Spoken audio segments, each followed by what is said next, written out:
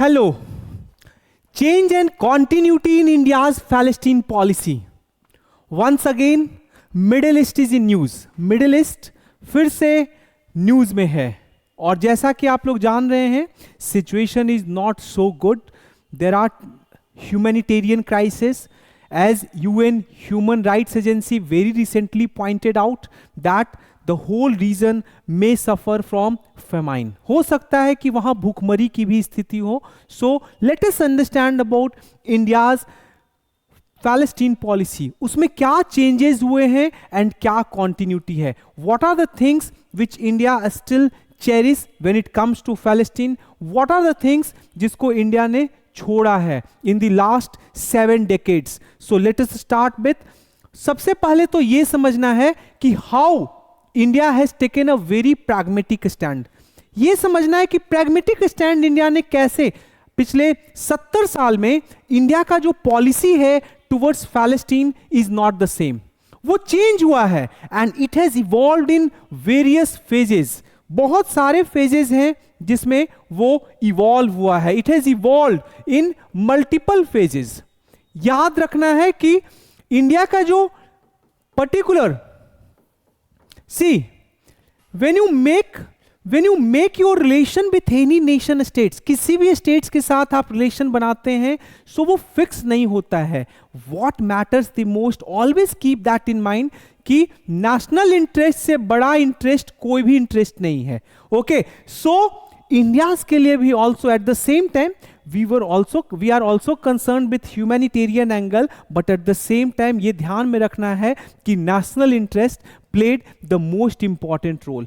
However, आपको पता है कि we were leading the global south. So when we got independence, उसी के 1 साल के बाद इजराइल का क्रिएशन होता है. सो पहले ये समझते हैं कि हिस्टोरिकली इंडिया का क्या रोल रहा है when it comes to Palestine.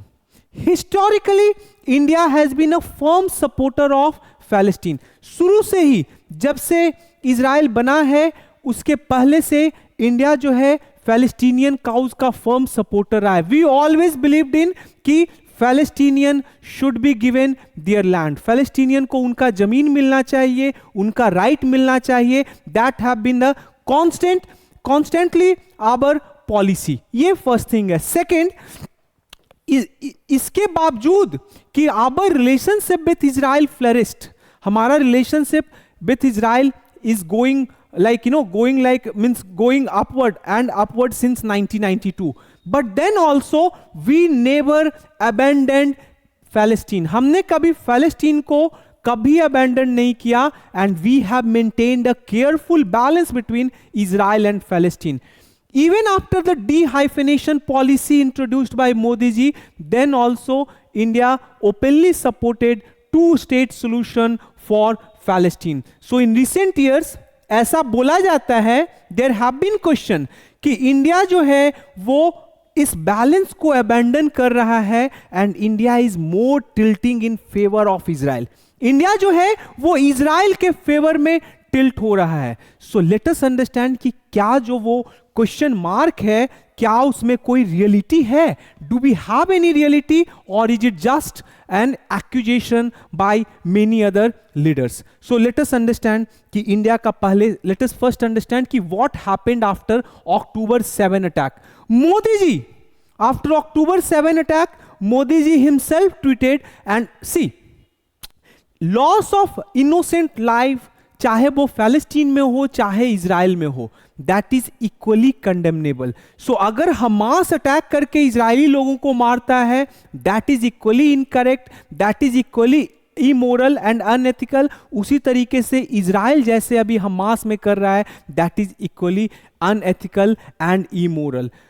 कुछ टेररिस्ट एक्टिविटीज के लिए the whole population can not be punished.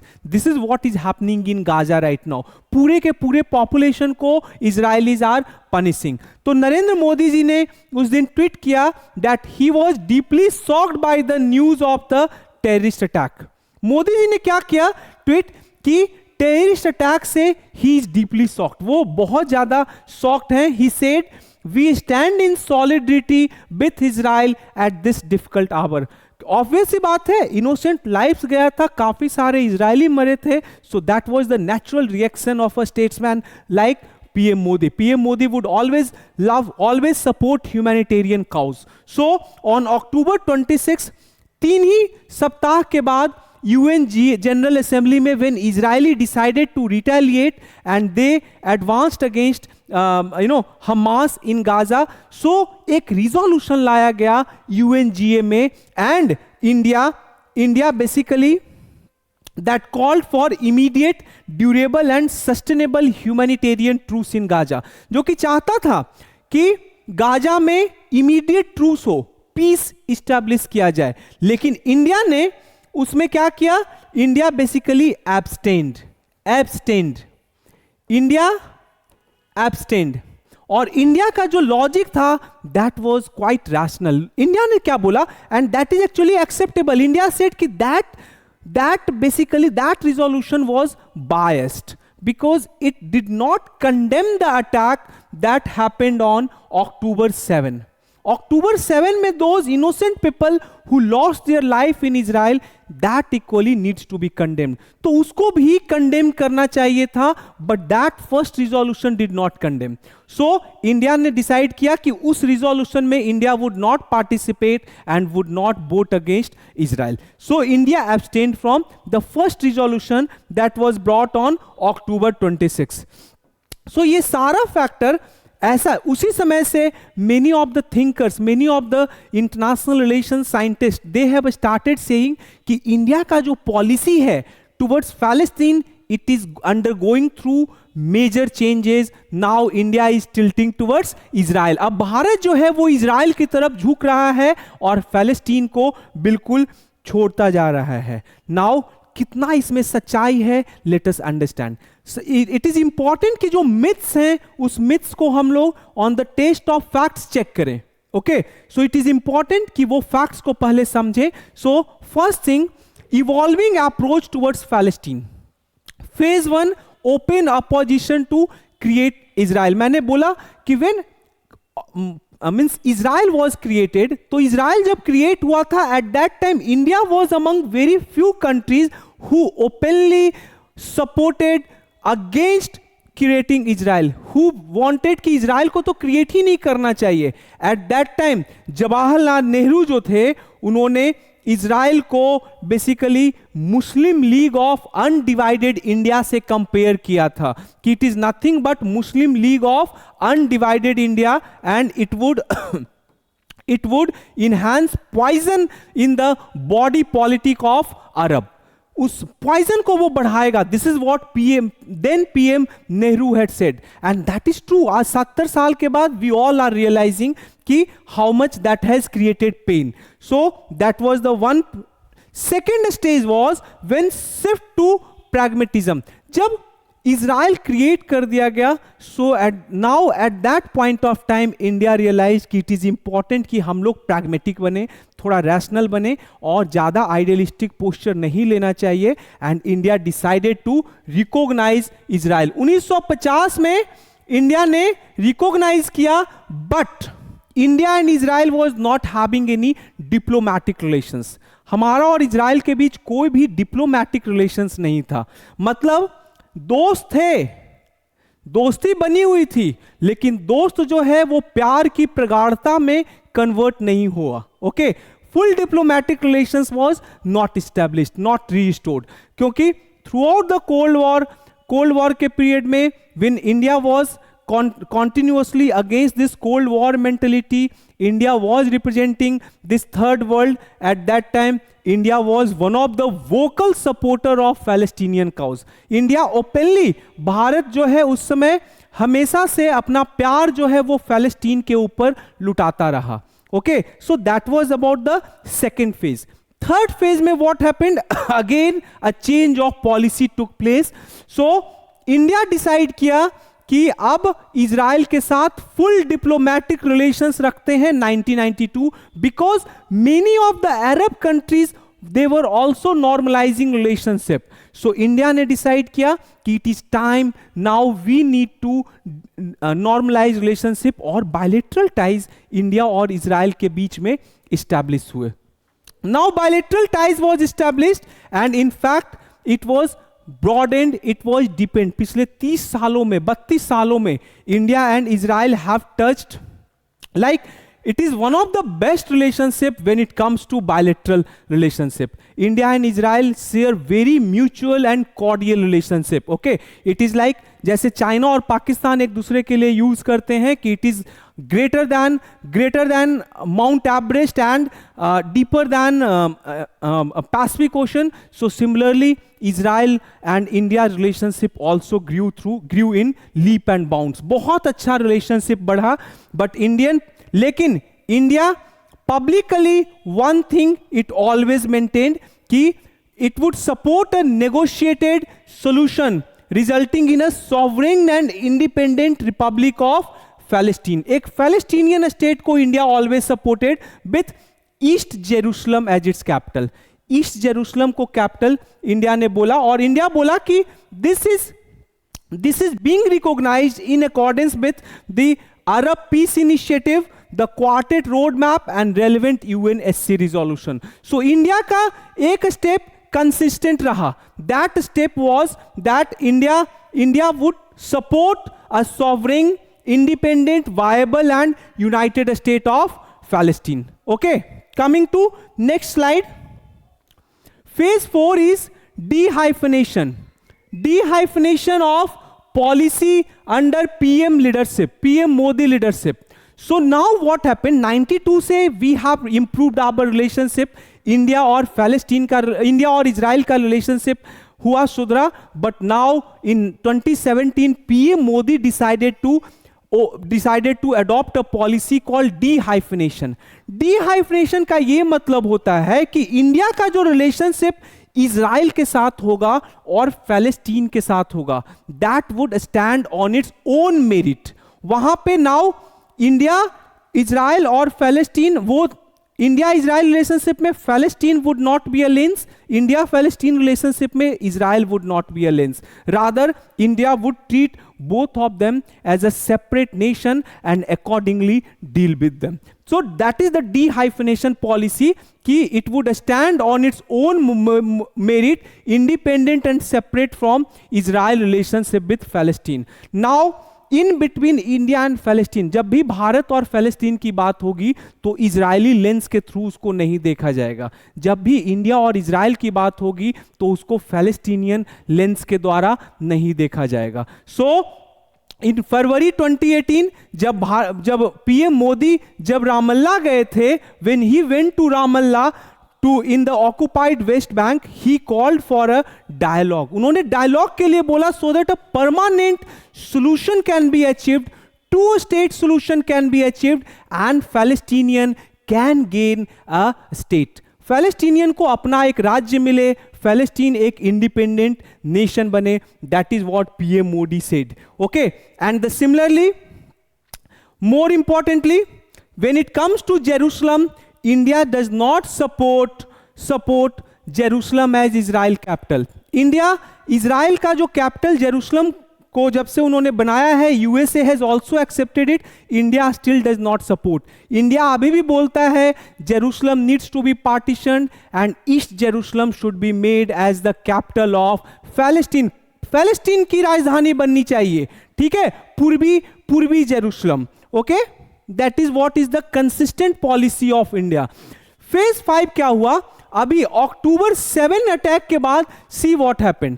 Now many of the critics, जो इंटरनेशनल रिलेशंस के क्रिटिक हैं, और दे आर सेइंग कि इंडिया का जो पॉलिसी है towards Palestine, towards Israel is changing. Now India is more tilting towards Israel, Israel की तरफ ज्यादा झुक रहा है. लेकिन अब हम समझते हैं कि क्या वो सही है या नहीं है. Now let us see what exactly happened. Ministry of external affairs का स्टेटमेंट है कि this position of balancing has not changed. We still support two state solution, we still support a separate and independent Palestine. हमारा कभी भी support Israel के साथ पूरी तरीके से नहीं है. We always supported a peaceful and two state solution for that particular region. देखो क्या मोदी जी बोलते हैं. मोदी जी बोलते हैं उस ट्वीट के बाद कि India backed the sovereign independent viable state of Palestine. और उसके बाद समझिए क्या हुआ.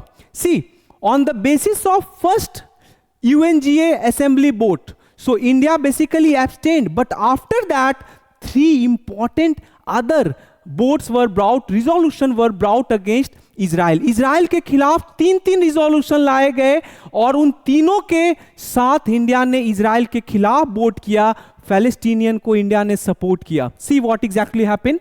12 नवंबर 2023 को India voted in favor of a resolution that condemned Israeli settlement in the occupied Palestinian territory including East Jerusalem. India को 12 नवंबर 2023 को एक रिजोल्यूशन यूएनजीए में आया और उस रिजोल्यूशन में इंडिया बेसिकली कंडेम्ड जो पैलेस्टीनियन टेरिटरीज पर जो ऑक्यूपेशन इजरायली ने कर रखा है इंक्लूडिंग गोलन हाइट पे, उसके खिलाफ इंडिया ने वहां बोला. 2 weeks लेटर न्यू दिल्ली फिर से एक वोट किया अनदर रिजोल्यूशन में that expressed deep concern over Israel continuing occupation of Syria's Golan height. 2 सप्ताह के बाद again a resolution was brought in UNGA and there again India voted against Israel and again in December 12 India supported a resolution that called for an immediate humanitarian cease fire.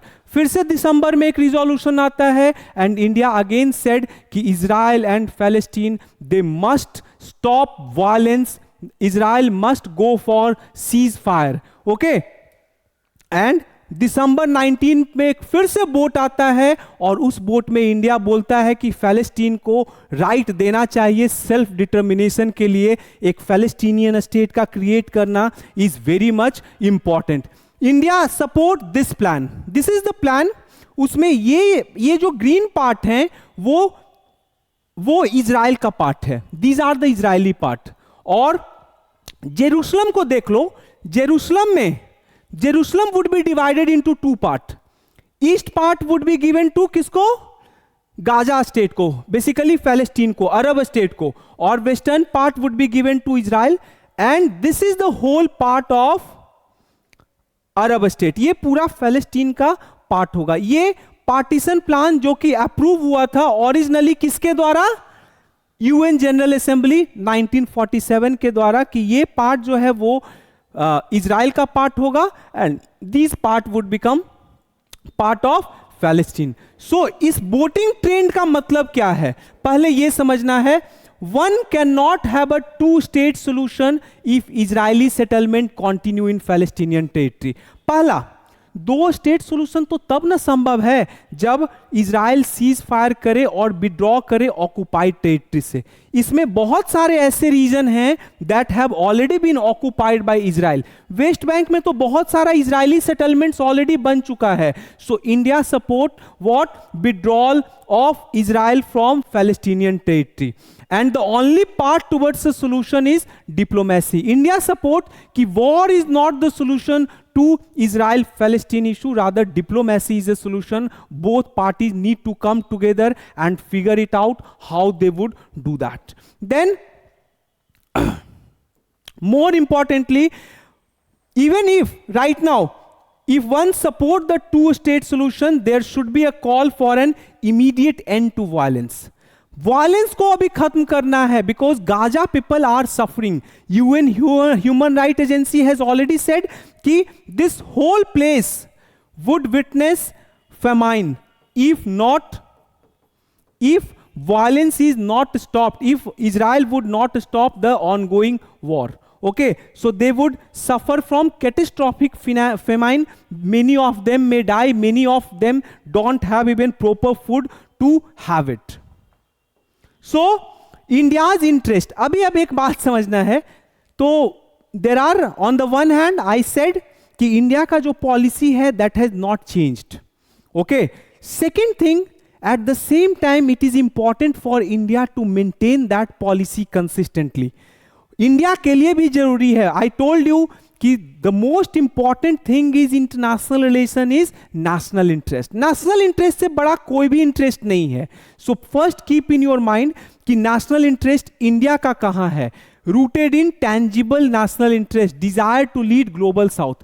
India जो है always wanted to become leader of global south, global south का हमेशा से India leader बनना चाहता है, and that is the one of the reason why India is openly supporting Palestine. Because what is exactly happened after the Israeli war against Gaza, the voice of the global south is becoming more aggressive, and they are openly challenging this Israel. They are openly challenging Israel. In fact, they are calling out US. So देखिए क्या हुआ क्या है, more than 30,000 people in Gaza have been killed. Okay, that's a very huge number. But so what exactly happened? देखो, south Africa Israel को international court of justice में लेके गया है। ब्राजील का जो प्रेसिडेंट है उन्होंने इजराइल को बोला है कि they are committing genocide. China ने repeatedly called for a ceasefire, while Russia is hosting different Palestinian factions. वो डिफरेंट जो पैलेस्टीनियन फैक्शंस है उसको होस्ट कर रहे हैं। सो अगर इंडिया इस समय साइलेंट रहा, so this aspiration cannot be realized. We need to be a what you call leader of global south, और ग्लोबल साउथ का लीडर बनने के लिए जरूरी है कि we support Palestine in their cause. That's the one thing. Second important thing is stability in West Asia. We want stability in West Asia. West Asia में अगर stability नहीं होगा, oil prices would shoot up, and that would directly affect India's interest, economic interest. So the October 7 attack and in Israel retaliatory war have also turned the strategic clock in the region back. Strategic clock. India wanted success of Abraham Accord. अब Abraham accord पे ग्रहण लग गया है भैया। Okay, second, USA और Israel and Saudi Arabia would have come together, and that would have helped India to realize its one of the important corridor, India Middle East Europe economic corridor. But now because of this war, I don't think Israel and Saudi Arabia is going to normalize their relationship very soon. So this is in limbo right now. Okay, if the crisis persists and Houthis continue to target vessels, that would also cause economic pain for India. Economic pain for India. A prolonged war in Gaza would also enhance risk of a wider conflict in the region, and there is also chance of wider conflict in the region. पूरा का पूरे region में ही कहीं ना war हो जाए, because Houthis are now openly fighting against the Israelis. In fact, many of the American ships as well as European ships are already in Red Sea in order to protect the commercial vessels. So it may cause wider engulf, and that would include many of the important regional players like Iran, Israel and America, जो कि सब के सब India's partner हैं. So what is in India's interest? India के interest में क्या है? इंडिया के इंटरेस्ट में यह है कि लड़ाई अभी का अभी खत्म हो जाए, an immediate end to the war. Second, restoration of order and stability in West Asia. Order restore हो जाए एंड वेस्ट एशिया में स्टेबिलिटी आ जाए, because that is going to serve India's economic interest, political interest, at the same time strategic interest, at the same time global interest. We want to become the leader of the global south and India wants a breakthrough. So a permanent fix to the Palestine question. India चाहता है कि फैलेस्टीन का अब issue का permanently कुछ इलाज निकले, so that ये जो प्रॉब्लम बार बार परसिस्ट हो रहा है that can be avoided, and bringing every warring and stakeholders on the diplomatic table. जो भी आपस में लड़ रहे हैं सबको एक टेबल पे लाकर एक ग्लोबली बैठकर मीटिंग करके उनको फिक्स किया जाए, so that ultimately peace can be restored. Peace जो है उसको रीस्टोर किया जाए. So this should be the guiding core of India's act west policy. Question for practice है कि recent voting by India at UNGA against Israel for Palestinian cause so evolving approach of India towards Palestinian question. बोल क्या रहा है कि जो इस बार का वोटिंग इंडिया का यूएनजीए में हुआ है against Israel for Palestinian cause, it shows evolving approach of India towards Palestinian question. India का इवॉल्विंग अप्रोच दिखाता है। तो सबसे पहले you need to provide how it is an evolving approach, how do you interpret these voting trends, what India should do, India को क्या करना चाहिए। 15 वर्ड, 250 वर्ड, 15 मार्क्स में इस आंसर को please provide. And see you guys again, take care, and you can get the PDF of this whole lecture on UPSC with Deepak Prakash. ये मेरा Telegram channel है, here you can get it uploaded. Deepak Prakash, UPSC with Deepak Prakash. Okay? Once again, take care, bye bye, happy Holi.